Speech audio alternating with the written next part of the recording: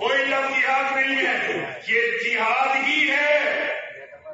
किसी तरह से भी काफिर को मारना, किसी तरह से भी काफिर को बर्बाद करना, किसी तरह से भी कुफ्र को समाप्त करना, उसका जो भी तरीका है वो जिहाद है। और जिहाद जीवन जितने जीने के जितने क्षण हैं उतने ही क्षणों में जिहाद होता है, क्योंकि मोहम्मद ये कहकर गया है कि जिहाद यदि धरती पर नहीं हो रहा है तो जिहाद मोमीन के दिमाग में होना चाहिए। और हमारे यहाँ ऐसे भी लोग हैं जो ये कहते हैं कि जैसे हमारी गीता है वैसे ही उनकी कुरान है, ऐसे भी मूर्ख इस धरती पर पैदा हुए।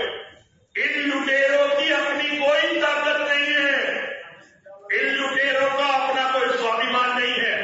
ये लुटेरे ताकतवर बनते हैं हमारी कमजोरी के कारण, हमारी कमजोरी के कारण ये लुटेरे ताकतवर बनते हैं।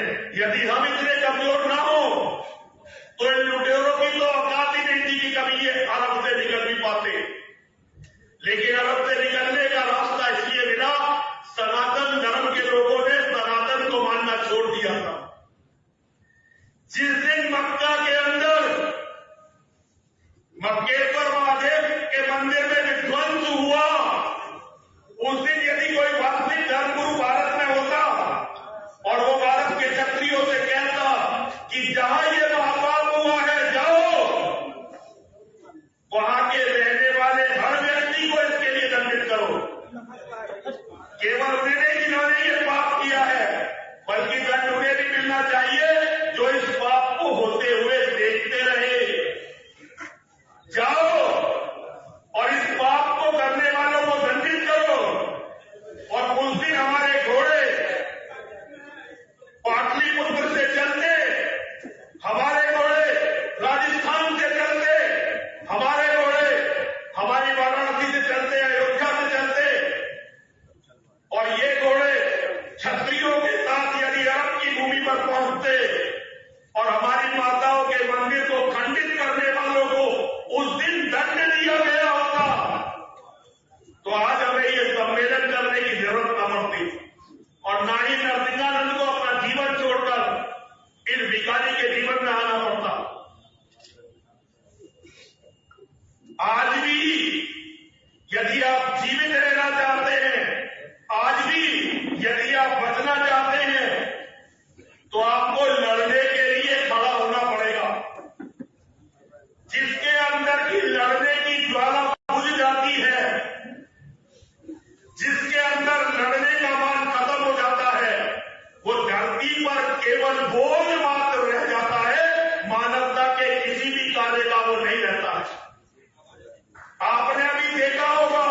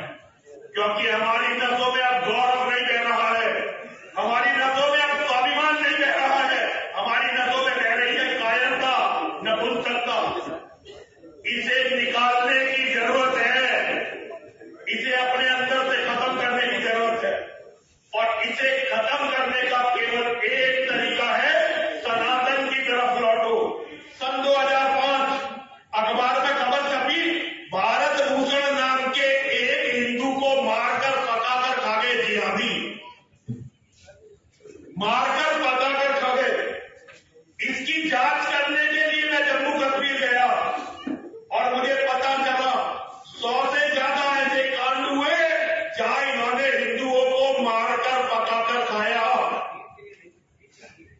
आज तक आपको मेरे अलावा इसके बारे में कोई बोलता नहीं मिलेगा, क्योंकि हिंदुओं ने अपने भाइयों के दर्द को आवाज नहीं दी। और आज स्थिति ये है कि बंटवारे के समय जो हमें भारत मिला था वो पुनः पाकिस्तान बनने के कगार पर है। केवल 2029 में भारत का प्रधानमंत्री मुसलमान बन जाते हैं। केवल 2029 में अगर कोई बहुत बड़ा सहयोग हो गया, कोई बहुत बड़ी भगवान की कृपा हो गई, तो ज्यादा से ज्यादा ये 5 साल के लिए टाला जा सकेगा। 34 में भारत का प्रधानमंत्री मुसलमान बन जाएगा। एक बार भारत का प्रधानमंत्री मुसलमान रहा, बन गया, तो जो हमारी और आपकी आज की स्थिति है उसके हिसाब से आकलन बता रहा हूं, केवल 20 साल लगेंगे, वो हम में से 40% मर्दों का कत्ल कर देंगे। अपनी मर्जी से, डर के कारण, लालच के कारण, कहते